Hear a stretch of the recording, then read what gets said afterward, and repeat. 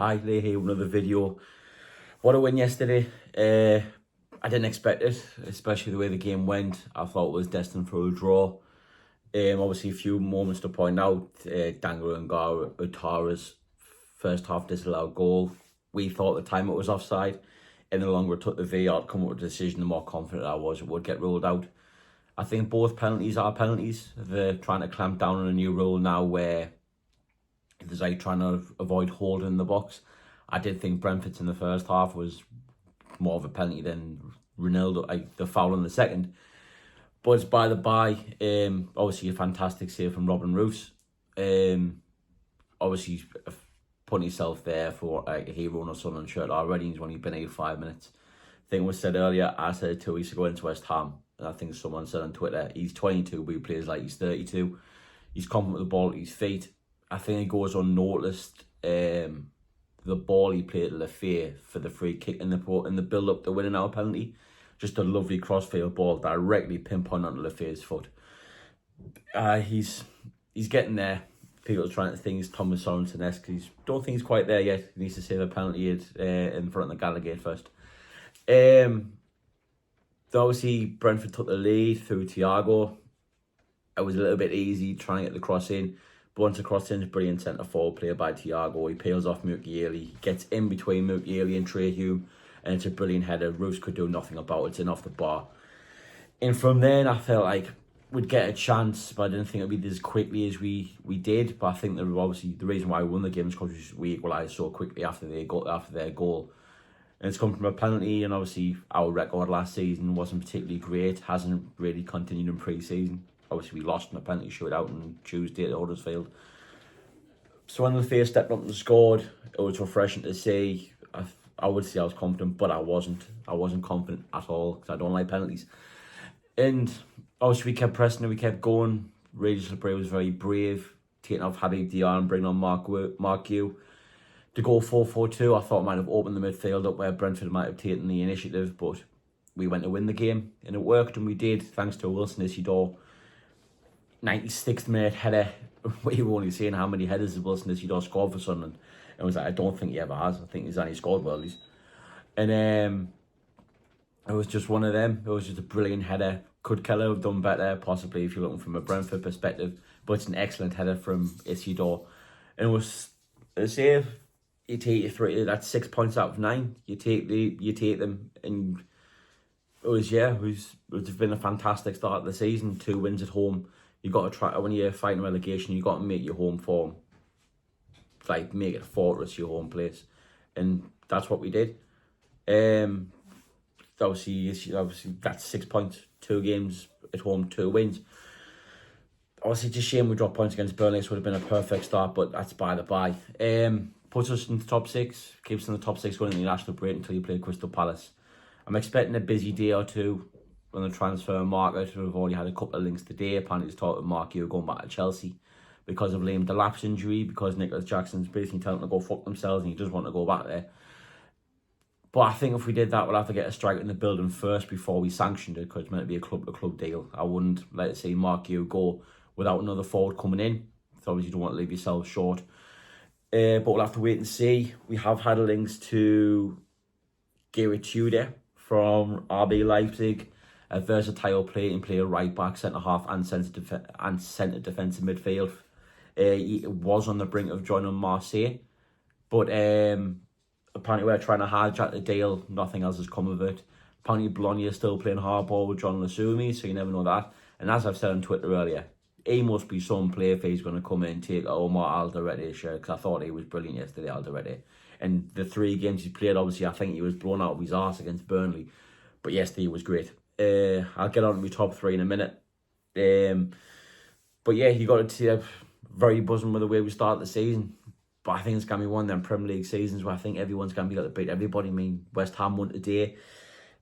Everton beat Wolves yesterday. They're good going forward, but look sceptical defensively. Wolves, you don't know what's happened with them. Fulham were unlucky yesterday, but they seem to be stagnating in the transfer market. So I'm expecting them to bring 5 or 6 in tomorrow. So I have to wait and see with that. But going into the international break, if you said 6 points from 9 in the top 6, we would have snapped your hands off for it. We've got to keep it going in the month of September. And further forward, we've got Palace away next, then Villa at home. And Villa don't look great. Obviously, the pair of them play each other at 7 o'clock. So we'll have to wait and see about that. But Villa don't look particularly great so far this season. So could it be a chance to pick up points there? They seem in limbo and they seem lost a little bit. But they are looking to bring players in. 3 players going from Aston Villa. So you have to wait and see what they're like come the second game after the international break. My top 3 performers, I'll start from my third and I'll work my way up to my man of the match. What we spoke about him, Robin Roos. I thought he was brilliant yesterday. He was calm with everything. Couldn't do nothing about the disallowed goal. I was a bit harsh on him at half time, so the keeper should do better, but watching it back, it's a very good finish. The goal itself, again, he could do nothing about. And he came up with the trumps when we needed him with the penalty save. And he just looks calm and collective. I mean, all due respect to Anthony Patterson, he's a massive upgrade on him. And he only cost us 12 million. We probably, if he keeps going, he's been called up for Holland, we'd probably make our money back and double it in the January transfer window if someone came in for him if they were that desperate. Not saying we would, but that's the effect he's had already. Second of all, I was a bit sceptical when the team came out about where he was going to play, but Enzo Lefebvre was brilliant yesterday. He was all over the shop, putting tackles in like he was a number 6 and being creative the way he normally is. Scored the penalty, played his part in the winning goal. He's brought it down with the ball over top from Xhaka. He's been calm. He's held the ball up well and passed the ball back to Xhaka. So he's put in first time. A little speak about Xhaka as well. He was very, very good.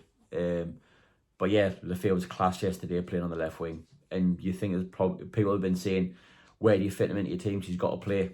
I think it's his shirt to lose now. It's quite clear. Luigi Lapri said, go out there and show us why I'm a dickhead for putting on the bench the first 2 games. And he did. But my man of the match, I thought, was Nordi Mukiele. I thought he was absolutely brilliant yesterday. You could see he's played at the top level. He's played in the Champions League. He's played in the Europa League. He's played for PSG. He was unbelievable yesterday. For a kid who's only played, I say a kid, he's 27. He's only played 2 games for the club. And he's only been in the building a week. He was outstanding yesterday. Won everything in the air. Showed passion as if he'd been here for years, never mind weeks. And he complimented Alderete really, really well. And he's here, you didn't notice at the time, he's very pacey as well. He used his stuff. Was a few hairy moments where he went down hurt, and you think to yourself, yeah, he's got a bad injury record, so could that be a thing that's going to pop up every now and again? Do we need another centre-half just in case it does happen? Quite clearly with the links that's happening out there now that we do. But yes, I thought he was class yesterday, and he got my man of the match yesterday. Special shout out to Wilson Isidore as well. Going out there, obviously his birthday Wednesday, his wife gave birth to a child on Friday. He flew back over Friday night to play in the game yesterday, and he went and scored the winner. And you can quite tell he was emotional because he was crying on the pitch after he scored. And people say, could he make the step up? He's now got 2 goals in 3 games. And you probably, he's looking, he'll probably start the Crystal Palace game. But yeah, special mention to Wilson Isidore, top man. But yes, got to go out there and be buzzing with it. I think every Sunderland supporter is. I am. 6 points out of 9. We look competitive, if that makes sense. We don't look out of place. We're not just there like Ipswich were, Southampton were, Leicester were last season. We don't look like we're just going to get rolled over by everybody. We're here to compete. We're not, as people have been said, we're not just here to take part. We're here to make history, so to speak. And it's early doors, but signs are looking good for Sunderland. We look like we're going the right direction. And again, as I've said earlier, it's going to be a busy few days in the transfer market. My predictions are Paul won't be surprised to see 3 in and a lot go. My 3 to come and be a centre-half, a winger, and potentially another striker if Mark Hugh leaves. But yeah, they just got to keep going. And international break next week, but I'll probably bring a summer review out or something like that to keep everything taken over. So you get a video and you get to see my ugly mug all over the internet. That's perfectly fine. Thanks for all the likes and views on the previous videos. Just hope you enjoy them. Keep liking them, keep watching them, keep subscribing. It's free, don't need to. And the end of the video on a little bit of a jokey note. Quick question for you to tide us over the next video. Out of the entire Sunderland squad, which one do you think is most likely to put up a fence the quickest? Hope you enjoy it. Hope you enjoy a good week. How are the lads?